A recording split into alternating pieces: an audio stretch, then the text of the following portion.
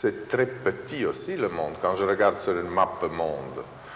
Parce que mon endroit mon champ comment on dit, de dislocation est de disons, de 1000 kilomètres. C'est minime. Entre Paris, Vienne, Berlin et Rome, disons. C'est là que j'ai vécu, mais c'est vrai que je m'en fous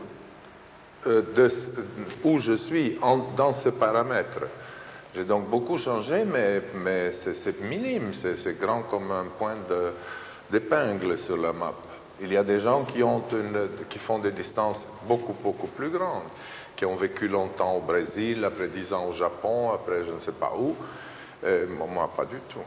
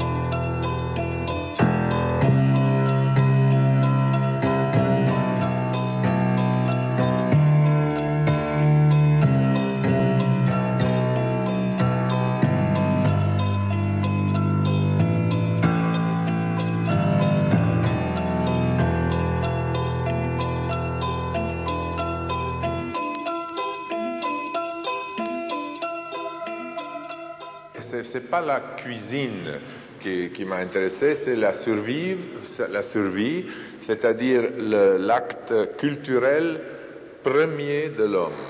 Il y a deux grands fondements de vie, c'est la survie et c'est la multiplication, comment on dit, la reproduction.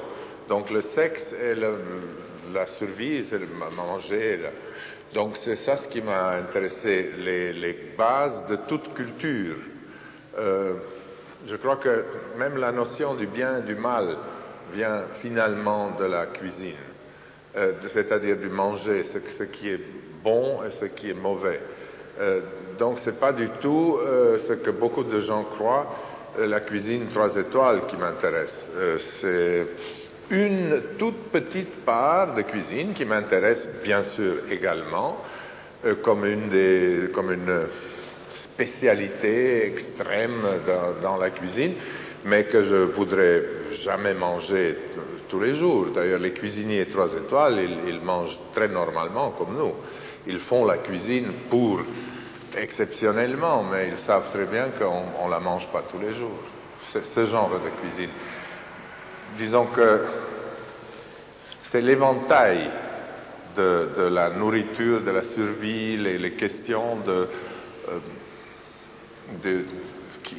qui impliquent toute la digestion, disons, pour parler un vocabulaire de computer, le input et le output qui m'intéressent. C'est tout le chemin de la digestion m'intéresse.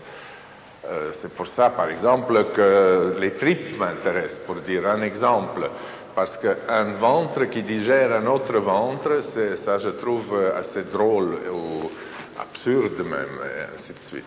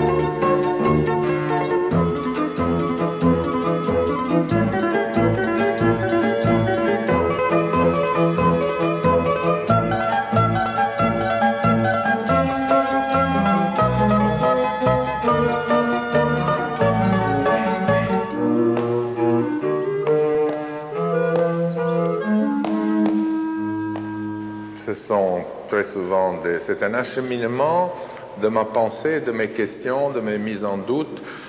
C'est donc tout en même temps. C'est des objets sentimentaux, des documents, si tu veux, des documents de pensée. Je pense que nous, quand je dis nous, je pense à tout le groupe des nouveaux réalistes, par exemple, de Pop Art. Je crois que nous, on était encore très alourdi par l'objet, c'est-à-dire que l'objet était vraiment notre moyen d'expression et notre moyen d'expression et de locomotion, alors que tout de suite après nous, les conceptuels se sont débarrassés de l'objet. Je peux le dire parce que je l'ai vécu. Disons un de mes plus grands amis, Robert Filiou, on peut le compter plus comme conceptuel que nous, alors qu'il était plus vieux que moi, de 5 ans, mais moi j'étais plus vieux que lui, je suis entré avant lui dans l'histoire de l'art, disons, je me suis manifesté avant lui, donc il était plus jeune dans l'autre sens. Ce qui explique ma phrase, il est mon frère aîné, mais moi je suis sa mère.